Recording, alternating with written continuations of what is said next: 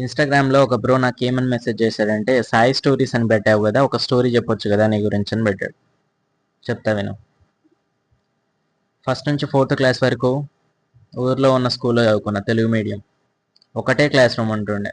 So క్లాస్కి మధ్యలో difference కూడా తెలియదు. 4th క్లాస్ అయిపోయేంత వరకు నేను 4th క్లాస్ అని కూడా తెలియదు.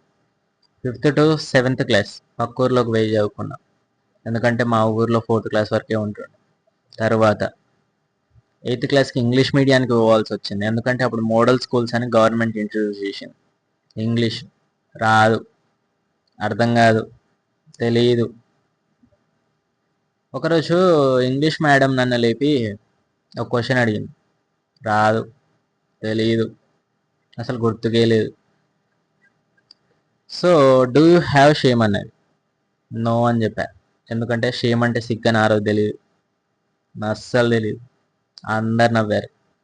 కట్ చేస్తే అదే school topper, college topper, university topper, 4th merit in university. With in 1 year 4 government jobs, 3 central government jobs, 1 state government job. So never judge A book by its cover అనడానికి perfect example నేను. ఆ English madam కాకుండా ఇంకో sir ఉంటుండే. ఆ sir నాతోటి వచ్చి, అరే సాయి, నువ్వు కారు అద్దాలు తుడిచినా పర్లేదు కానీ నీకన్నా బాగా ఎవరు తుడవకూడదురా అన్నాడు. ఆ మాటలు ఇంకా గుర్తున్నాయి.